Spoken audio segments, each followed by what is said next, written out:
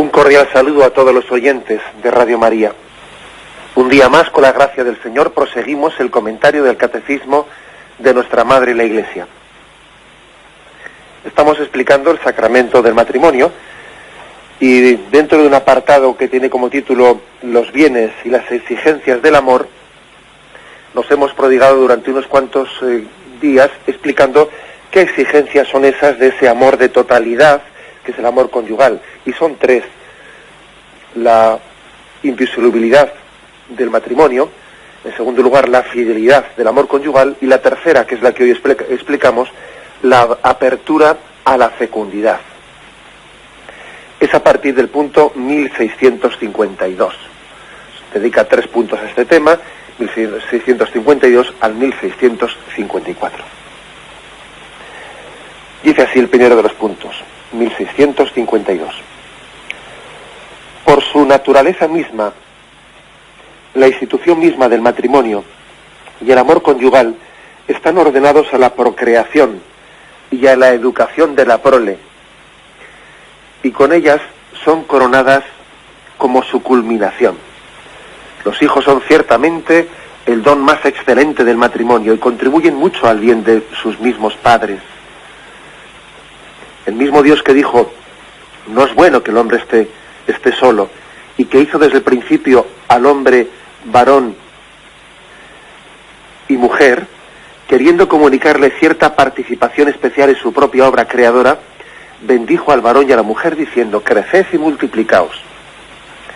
De aquí que el cultivo verdadero del amor conyugal y todo el sistema de la vida familiar que de él procede, sin dejar posponer los otros fines del matrimonio, tiende a que los esposos estén dispuestos con fortaleza de ánimo a cooperar con el amor del Creador y Salvador, que por medio de ellos aumenta y enriquece su propia familia cada día más. Vamos desgranando un poco los contenidos de este punto, como acostumbramos a hacer, de este punto 1652. Lo primero, que aquí hace como una pequeña definición de cuáles son los fines del matrimonio por su propia naturaleza. Y está claro que, aunque aquí no los nombre de esa manera, que es doble el fin del matrimonio, o las finalidades del matrimonio, las dos primeras finalidades del matrimonio, está claro cuáles son. Una es la comunión entre los esposos y otra es la apertura a ese don de la fecundidad. Son dos finalidades que además sería absurdo, no tendría razón de ser empezar a discutir cuál es la primera ni la segunda, porque las dos están íntimamente unidas, ¿no? En el punto 372 del Catecismo, al cual hace referencia el punto que hoy comentamos, habla cómo Dios creó al hombre y a la mujer y que Dios los ha hecho el uno para el otro. El uno para el otro. Así creó Dios al hombre y a la mujer, con un misterio de complementariedad entre ellos. Los ha hecho el uno para el otro. Los ha creado como una comunión de personas a la que uno necesita de esa complementariedad porque siempre pensó el Señor en el uno para ti. Desde toda la eternidad, cuando Dios pensó en ti, pensó en tu esposa y en tu esposo. Y Él entendió que la obra que iba a hacer en ti, la iba a hacer también a través de esa persona, que es también instrumento de Dios, pues para que tú para que tú lleves a cabo el plan de Dios que Dios ha pensado para ti. O sea, es un misterio de comunión y de complementariedad. Pensó en el uno para el otro. Bueno, pues esto es un primer sentido, de una primera finalidad de la vocación matrimonial. Dios no nos ha pensado como islas. Y en concreto, los que han recibido la vocación al matrimonio, bueno, pues van descubriendo que Dios tiene un designio para ellos, y ese designio pasa por su cónyuge, por el esposo y por la esposa, pasa por su cónyuge, ¿no? Y es muy hermoso, pero esto, que el Dios que es, sí es un solo Dios, pero es un Dios que, siendo uno solo en su naturaleza, es trino en personas, ese Dios que es familia, ese Dios que es comunión, ha querido también que la vocación de plenitud del hombre y de la mujer pase, por lo menos en todos aquellos que han recibido la vocación al matrimonio, pase por esa comunión de personas. Es así que es carne de mi carne y huesos de mis huesos, ¿no? Exclama Adán cuando ve a Eva y ve que allí se está, a través de esa comunión con Eva, se está dando cumplimiento a esa vocación de comunión que él lleva dentro de sí. Bueno, por lo tanto, la primera finalidad, o una de las dos primeras finalidades, ¿no?, del matrimonio, es este sentido de comunión. No es bueno que el hombre esté solo. Luego todos estamos llamados a tener ese sentido comunitario social. Incluso, fijaros bien, incluso los que no tenemos la vocación al matrimonio, bien sean las personas consagradas, o bien sean las personas solteras, también a ellas se les podría aplicar ese pasaje del Génesis: no es bueno que el hombre esté solo.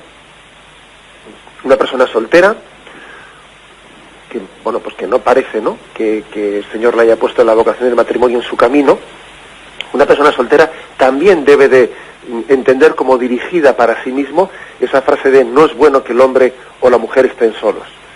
Y debe tener siempre cuidado ante una tendencia que puede ser una tentación perfectamente, una tendencia de aislarse, y que el hecho de que no haya visto la ocasión o no haya surgido en su vida la vocación al matrimonio, por lo que fuere, ¿no?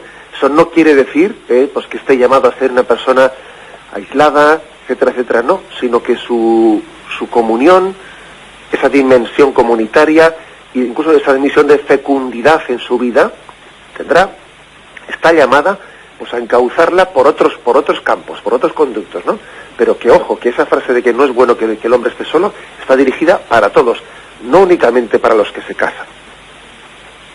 El hombre no es un ser solitario, y además es que nos damos cuenta, en muchos casos concretos que conocemos, seguro que ahora mismo yo digo esto y todo el mundo le está poniendo ya algún rostro y algún nombre y apellidos, ¿no?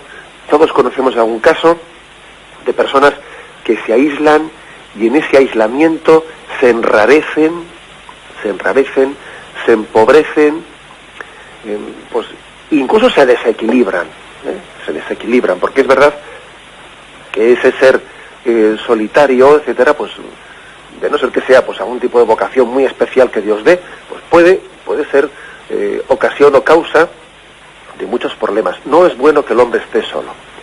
Una primera finalidad del sacramento del matrimonio, sin duda alguna, es el misterio de comunión en el que el hombre crece, se plenifica. Bueno, lo cual, por cierto, nos tiene que ayudar mucho a vencer nuestra tendencia egoísta, porque nos tiene que ayudar a ser muy humildes, ¿no? Porque uno saca la siguiente conclusión: mira, yo para poder madurar y para poder crecer, Dios ha querido que necesite de otras personas. Esto me tiene que ayudar a ser muy humilde. ¿Qué sería de mí sin mi esposo? ¿Qué sería de mí sin mi esposa? Pues yo ahora mismo no tendría el grado de madurez que tengo sin esa comunión que tengo ahí en el matrimonio, ¿no?, de la cual Dios se ha servido para que yo crezca. Esto nos tiene que ayudar a ser muy humildes. No somos como se dice así popularmente, ¿no?, pues no somos Superman. Dios ha querido que tengamos una necesidad, ¿no?, de complementariedad.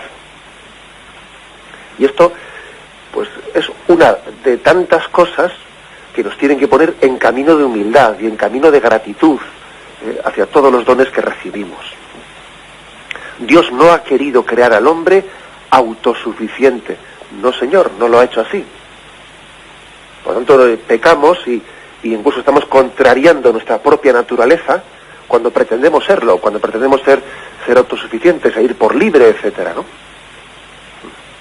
Bien, ese es un primer sentido, una primera finalidad de la vocación matrimonial. Pero hay una más, ¿no? Hay una más que es la que aquí se subraya especialmente en el punto que hoy explicamos. Por su naturaleza misma, la institución matrimonial está ordenada a la procreación. Y es hermoso ver que aquí dice que Dios ha querido que el hombre y la mujer cooperen, se hagan copartícipes, en cierta medida, de la obra de la creación del mundo. Que cooperen con el amor de Dios, que es creador y salvador. No olvidemos que Dios crea por amor, en un acto de decisión libre y motivado e impulsado por el amor. Dios no crea por necesidad, la creación fue un acto libre de Dios, no es un acto ciego, de un determinismo evolutivo, no, es un acto libre en el que Dios crea desde la sobreabundancia de su amor, ¿no? Como a veces hemos puesto ese ejemplo de como un artista que lleva dentro un arte, ¿no? Y goza plasmándolo, ¿no? Ese arte que lleva dentro no tenía necesidad, pero goza plasmándolo. También Dios goza plasmando ese amor, que es su propia esencia, ¿no? En la creación. La creación es, pues, como el lienzo en el que Dios plasma su bondad, en el que Dios plasma su propia belleza, su verdad, ¿no? Por motivo del amor, el amor es como lo que mueve ese pincel para llevar a plasmarlo en ese lienzo. Bueno, pues eso que hace Dios, que es crear por amor, Dios no quiere hacerlo solitario. Dios quiere hacernos copartícipes de ello, ¿no? Este es el estilo de Dios, ¿eh? ¿Qué es más? ¿Hacer o hacer? Eso me lo habéis oído a mí varias veces. ¿Es más hacer o es más hacer? La verdad es que Dios no solo obra con su omnipotencia, ¿no? Sino que también a nosotros nos hace participar de esa omnipotencia divina. Nosotros no somos omnipotentes, ¿no? Siendo criaturas como somos, sin embargo, hemos recibido pues una pequeña participación, ¿no? De ese poder divino en la creación. Y esto es una maravilla, porque Dios ha querido que participemos en ello, y Dios quiere que si yo lo hice por amor, también tú, cuando en el matrimonio estés abierto, ¿no? A la paternidad y a la maternidad, hazlo también por amor. Y goza de dar vida, goza de hacerlo por amor, goza de que la bondad es difusiva, el bien es difusivo. Eso le decía a los clásicos, ¿no? El bien es difusivo. Luego, Dios también ha querido Él mismo expresar en la creación, pues también el amor del padre y de la madre, el amor de los esposos, por su propia naturaleza, no es egoísta, no se cierra en sí mismo. El bien tiende a plasmarse. Esto casi es un test de si el bien es un auténtico bien. Porque cuando uno tiene un bien que no es difusivo, ¿no? Sino que tiende a, yo esto me lo reservo, ¿no? Esto es señal de que ese bien, ese supuesto bien, no es tal. Si el bien es auténtico, si el amor es verdadero, si es puro, tiende a difundirse, tiende a expresarse, pues por eso el auténtico amor matrimonial está abierto a la fecundidad. Porque de esa sobreabundancia, de ese gozo tan grande, tienen que compartirlo, tienen que expresarlo. Es lo mismo que le pasó a Dios. La misma experiencia de Dios es trasladada al matrimonio. Y si Dios, por amor, ese amor le impulsó a no quedarse él solo, ¿no? Y a plasmar la comunión que tenía dentro de la Trinidad, a plasmarla en la creación, lo mismo le pasa, porque somos imagen y semejanza de Dios, lo mismo le pasa al hombre y a la mujer en el matrimonio. Que siendo impulsados por ese amor, ¿no? Que brota de esa comunión, pues lógicamente expresan ese amor en la apertura a la fecundidad. Bueno, es que es algo impresionante, ¿no? Es una vocación, pues la vocación más grande que podía tener el hombre y la mujer, es la vocación más grande.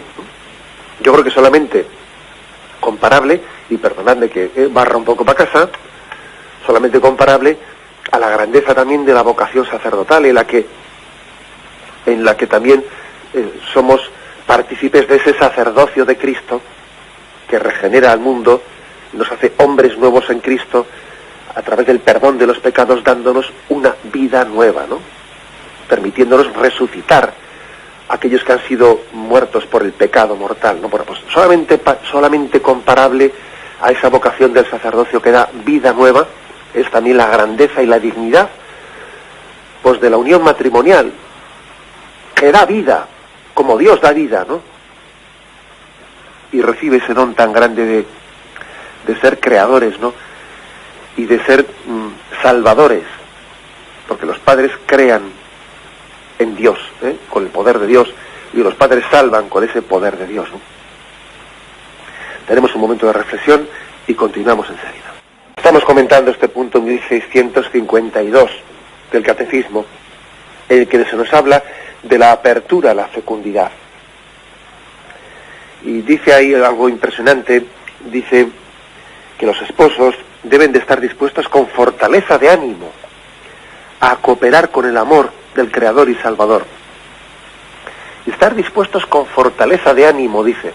Claro, porque la Iglesia cuando anima a tal cosa, es consciente de que esa apertura a la fecundidad, esa apertura al don de la vida, supone también, ¿no? Pues un acto de cooperación y un acto de confianza muy grande, un acto de confianza. Es muy frecuente también que entre nosotros pues se ve un egoísmo, un planteamiento egoísta en el que uno pues no esté abierto a esa cooperación con Dios en la transmisión de la vida, ¿no? Por desgracia esa tentación existe. Esa tentación existe de entender que, bueno, pues ahora mismo si Dios nos diese la vida, si ahora mismo tuviésemos un hijo, si mi mujer se quedase embarazada, si yo me quedase embarazada, pues de alguna manera nos iba a complicar la existencia, y entonces, por desgracia, a veces se percibe la posibilidad de la vida como algo, pues no como un don de Dios, y a veces uno observa pues que los padres pueden estar en una actitud que, más que abiertos a la cooperación con Dios en la transmisión de la vida, están a la defensiva, ¿no? Y digo, vamos, ahora mismo si tenemos un niño, pues me quedo, se me chafan mis planes, se rompen mis planes, ¿no? Y entonces están como a la defensiva de tal cosa, no en una apertura, no preguntándole a Dios, Señor, ¿qué quieres de mí? O Señor, es tu voluntad, ¿no? Que nosotros seamos instrumento de transmisión de la vida, sino más bien cerrados ante tal posibilidad. Ese permanecer cerrados ante la posible voluntad de Dios de transmitir la vida, pues es contrario a la dignidad del matrimonio, es contrario, supone un pecado no solo contra la vida, sino supone un pecado contra la misma comunión dentro del matrimonio, porque es que en la medida en que no nos abrimos a la vida, nos estamos cerrando también el uno al otro, porque si verdaderamente nos amamos con un amor de plena entrega, esa entrega tiene un dinamismo, ¿no? Ese dinamismo que decíamos que Dios, por su amor, se abre la creación. Bueno, pues también lo mismo, ¿no?, ocurre con los esposos. El esposo y la esposa deben de entender que ellos no son árbitros de la vida, es decir, no tienen la última palabra, no son árbitros. Es verdad que Dios también ha querido que el esposo y la esposa tengan lo que se llama una paternidad responsable, lo cual supone también que el esposo y la esposa deben de discernir con argumentos de prudencia, discernir cuál es la voluntad de Dios, ¿no? Y deben de interpretar la voluntad de Dios también a través de circunstancias, de situaciones concretas en las que se encuentren, que pueden ser motivos de salud, motivos de tal, pues para regular la paternidad, ¿no? Siempre y cuando sea por medios honestos, ¿no? Que eso también tenemos ocasión de explicarlo cuando lleguemos al tema del sexto mandamiento, etcétera, Pero fijaros, sin embargo, aunque la Iglesia predique la paternidad responsable y esa necesidad de también discernir conforme a los signos, ¿no?, y conforme pues a esos criterios objetivos, no subjetivos, no criterios de comodidad o de falta de generosidad en la entrega, ¿no?, sino criterios objetivos que pueden aconsejar posponer un hijo o cosas por el estilo. Sin embargo, aun cuando esto sea así, Eso no quiere decir que nosotros seamos árbitros de la vida. La última palabra siempre la tiene Dios. Y nosotros nos quedamos siempre abiertos a la última palabra. Y si la última palabra de Dios es distinta a la que yo había pensado, porque igual yo había pensado que igual ahora no es prudente tener un hijo, que debo de esperar un tiempo, debo de dejar pasar un tiempo hasta que venga el siguiente hijo, y sin embargo la última palabra que la tiene Dios, porque yo no soy árbitro de la vida, si la última palabra la tiene Dios, yo quiero lo que Dios quiera, siempre, ¿no? Hay una palabra que los católicos deberíamos, los esposos cristianos deberían de borrar de su vocabulario, deberían de borrarla totalmente, que es la palabra hijo no deseado. Un cristiano no puede tener nunca un hijo no deseado.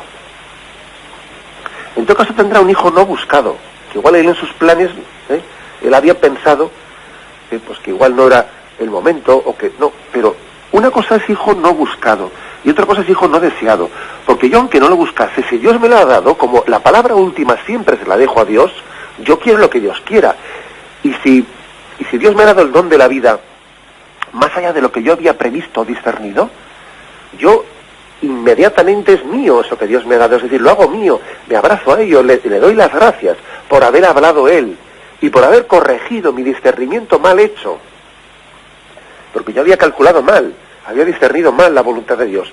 Si Él me ha dado el don de la vida, su palabra es más segura que la mía. Su voluntad es infinitamente, ¿no?, más cierta, ¿no?, que mis cálculos y mis discernimientos.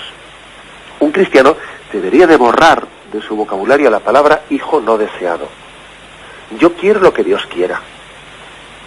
Y lógicamente si yo quiero lo que Dios quiera y me da la vida, pues ya está discernido, ¿no? Ahora lo que tengo que hacer es entregarme a ella y amarla con todo el corazón. Bueno, pues como veis es que aquí hay muchas implicaciones. Hay muchas implicaciones y este sentido cristiano, ¿no? Sentido cristiano, pues de él tenemos que extraer muchas consecuencias, a la hora de estar abiertos. A esto se llama la apertura a la vida. Dios tiene siempre la última palabra. Un cristiano cuando discierne la paternidad lo hace siempre dejándole la última palabra a Dios. La última palabra a Dios. Incluso el hecho de que los medios de regulación de la natalidad, estoy hablando de los medios honestos de regulación, ¿no?, como son los métodos naturales de regulación de la natalidad, pues bien, se han desarrollado muchísimo, son muy precisos, son muy seguros. Yo siempre he dicho, si me permitís la precisión, que es muy providencial que que estos medios de regulación de la natalidad, aunque se hayan desarrollado muchísimo y sean muchos de ellos tan seguros o más que muchos métodos deshonestos o como los métodos artificiales, aunque sean muy desarrollados, me parece muy providencial que tengan también un pequeño, aunque sea muy mínimo, un pequeño margen de inseguridad, pues porque es una manera también gráficamente de expresar que la última palabra siempre la tiene Dios. Yo calculo, yo discierno a la luz de lo que mi razón entiendo que es la voluntad de Dios, pero la última palabra la tiene Dios. Que es posible que mi discernimiento sea equivocado. Me parece hasta providencial que esos métodos naturales hablen de ellos de una eficacia del 98% de no sé qué. Bueno, pues bendito sea Dios que también exista ese 2% en el que todavía se exprese claramente que yo, la actitud con la que voy, con la que debo de proceder cuando en virtud de la paternidad responsable discierno sobre la búsqueda en este momento, ¿no?, de la paternidad, esté abierta a darle la última palabra a Dios. Bueno, es hermoso, ¿no?, este aspecto concreto. En el punto 1653 se dice lo siguiente, lo vamos a leer: la fecundidad del amor conyugal se extiende a los frutos de la vida moral, espiritual y sobrenatural que los padres transmiten a sus hijos por medio de la educación. Los padres son los principales y primeros educadores de sus hijos. En este sentido, la tarea fundamental del matrimonio y de la familia es estar al servicio de la vida. El matrimonio es un un auténtico servicio a la vida. Es uno de los instrumentos principales, ¿no?, que Dios tiene pues para prolongar su obra de la creación. Está al servicio de la vida, es recibir el don de Dios y transmitirlo. Si decimos, ¿no?, que el sacerdocio es como el altavoz de la palabra de Dios, Dios es la palabra, y nosotros le ponemos voz a la palabra de Dios, es el altavoz por el que Cristo habla a través de los sacerdotes, también podríamos decir, utilizando este parangón, esta comparación, que el matrimonio es también como el altavoz del don de la vida. Dios da la vida y se sirve del matrimonio como el medio para amplificarla y para que llegue a ese niño concreto, ¿no?, amado y querido personalmente por Dios.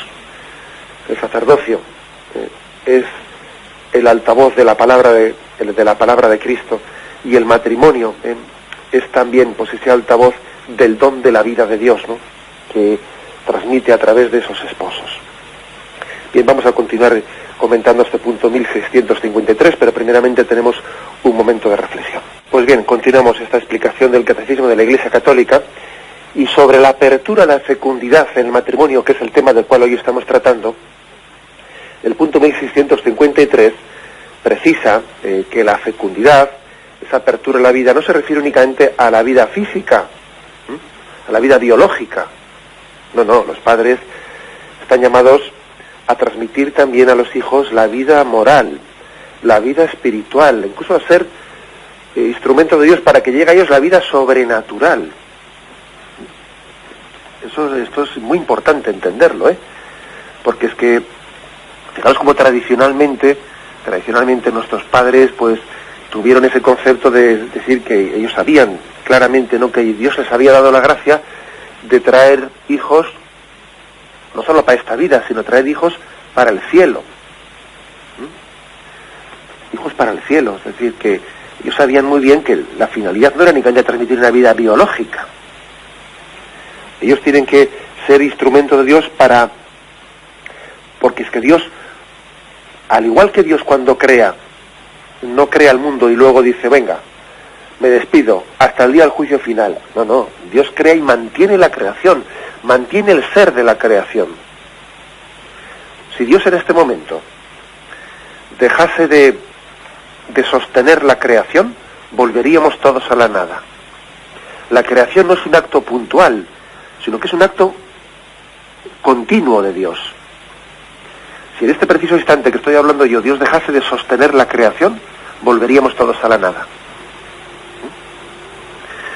Bueno, pues algo por el estilo también, participando, como somos, como el padre y la madre en ese don de la fecundidad, son participación, no tienen la participación del don de la creación, de esa omnipotencia creadora de Dios, al igual, de una manera analógica, de manera similar, también ellos están llamados no solo a transmitir el don biológico de la vida, sino a prolongar, ¿no?, esa obra de la creación con una donación en la que transmitan valores morales, espirituales, sobrenaturales.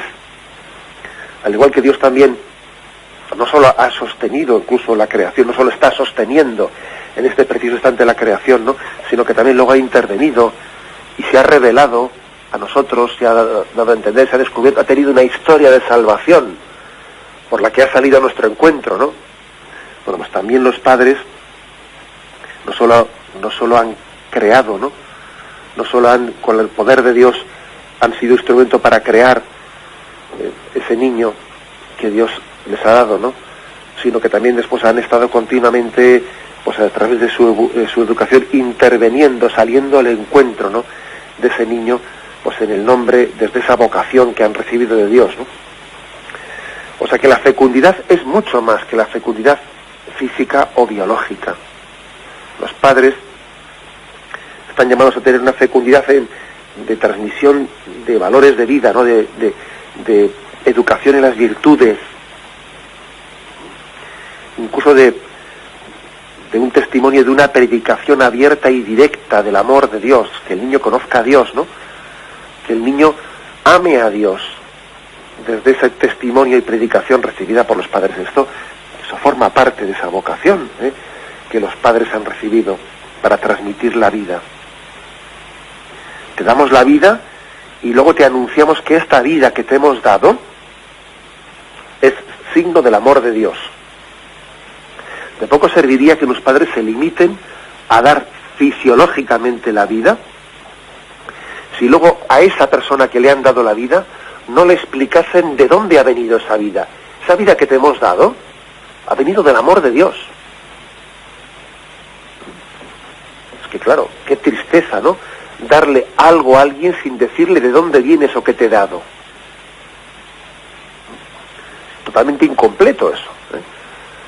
Los padres pues transmiten junto con esa vida biológica el sentido, o sea, qué es lo que ha estado en el origen de esa vida, el amor de Dios, y junto con ello pues toda la educación en los valores morales, espirituales y sobrenaturales, ¿no? Por eso aquí dice este punto 1653 que los padres son los principales y primeros educadores de sus hijos. Este es un punto, ya os dais cuenta, ¿no? La batalla que está teniendo lugar entre nosotros en el momento presente en España principalmente, ¿no? Pero en todo Occidente también. Esa batalla por defender este principio. La Iglesia se está haciendo garante, es que me parece impresionante, ¿no? Que en este momento la Iglesia haya recibido esta conciencia tan clara de hacerse garante de este principio de que los padres son los que tienen el deber y el derecho de la educación moral de sus hijos, ¿no? Y la Iglesia así clama y sale públicamente y desgasta su fama, ¿no? Desgasta también su imagen. Vamos, sabiendo que los medios de comunicación le van a dar por todos los lados, ¿no? Pero no le importa, la Iglesia desgasta su imagen por decir, ojo, el Estado no es el educador de los hijos. Usted no es quien para estar aquí educando unos hijos, de no ser que sea de una manera subsidiaria y en la medida que los padres pidan una colaboración al Estado, pero jamás al margen y menos aún en contra, ignorando al margen o en contra encima, no de los criterios de los padres, porque los padres han recibido no solo la vocación de Dios a transmitir la vida, sino junto con ese don de la paternidad y la maternidad han recibido también, ¿no?, esa llamada de Dios a transmitir los valores morales, espirituales y sobrenaturales.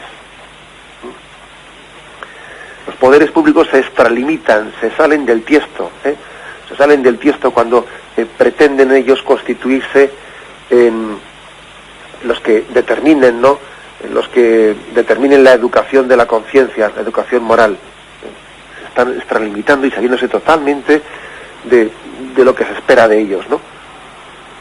Es una auténtica dictadura, que no os quepa duda, una dictadura de nuestros tiempos, ¿no? El que incluso en esta sociedad en la que tanto se habla de libertad, de democracia, etcétera, se pretenda después tener un control real, ¿no?, sobre las conciencias de los niños. Es una dictadura que está disfrazada, ¿no?, de democracias y de libertades, pero es una dictadura férrea, tiránica, y además muy efectiva, porque se puede llegar a cambiar la conciencia moral de una nación en poco tiempo sin ser conscientes de ello, y a los padres se les pueden escapar de las manos sus hijos y la educación moral de sus hijos, ¿no? Tenemos que estar muy atentos a esa dictadura y por otra parte, pues eso, como decía yo antes, ¿no? O sea, proclamar este principio, ¿no?, por encima de todos, ¿no?, que vuelvo a leerlo, ¿no? Los padres son los principales y primeros educadores de sus hijos. Es un principio tan importante que nunca lo insistiremos suficientemente. Bueno, pues hasta aquí llega también la fecundidad, hasta aquí llega también. Y hay que decir un punto importante, en 1654, con el que hoy concluimos esta explicación del catecismo, y aquí el catecismo debe hacer una precisión, pues que es hermosa que lo haga, es hermosa, porque dice, sin embargo, los esposos a los que Dios no ha concedido tener hijos pueden llevar una vida conyugal plena de sentido, humana y cristianamente. Su matrimonio puede irradiar una fecundidad de caridad, de acogida y de sacrificio. Fijaros que dice aquí que hay que estar abiertos a la fecundidad. Pero claro, la fecundidad es un don de Dios. Y Dios, que sabe más que nosotros, que sabe más, pues Dios puede tener un designio, pues de que un matrimonio pues no sea fecundo, y entonces ¿qué haremos? Bueno, pues como toda enfermedad, también la infecundidad pues podrá ser estudiada, y también la medicina está para eso, no está para que terapéuticamente también pues se estudie esa enfermedad como cualquier otra enfermedad del riñón o del corazón o del oído o de lo que fuese, ¿no? Y la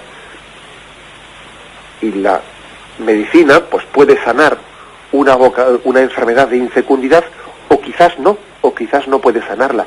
Y si no la sanase, también nosotros hacemos una lectura a la luz de la voluntad de Dios, a la luz del Espíritu, una lectura que el Señor, por lo que fuere, no ha querido dar a ese matrimonio el don de la fecundidad. Y lo aceptamos como un designio también de la voluntad de Dios en el que Dios está hablando. Lo que no vamos a hacer los cristianos es decir, pues mira, como Dios no nos ha dado el don de la vida, y como además la medicina no ha podido sanar esta enfermedad, pues vamos a ir a fabricar la vida. Y si Dios no me ha dado un hijo, pues voy yo y lo fabrico en un laboratorio, aunque no sea, eso no lo vamos a hacer. Porque la vida no debe ser fabricada, no es un objeto de fabricación, sino que la vida es engendrada en el acto de amor, en el acto sexual, que es expresión del amor. Los cristianos no admitiremos, claro, los cristianos lo que entendemos es que la medicina tiene esa vocación terapéutica, que es la de la sanación de las enfermedades, pero la medicina se extralimita totalmente, se sale del tiesto también, ¿no?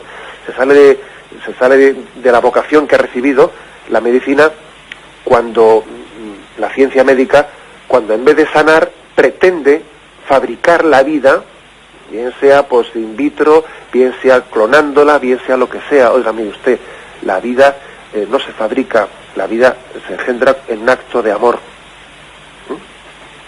Luego nosotros también haremos una lectura religiosa de la posible infecundidad de un matrimonio. Si un matrimonio por lo que sea es infecundo, eso no quiere decir que Dios no tenga un designio de amor para ello. Por supuesto que tiene un designio de amor, de muchas maneras.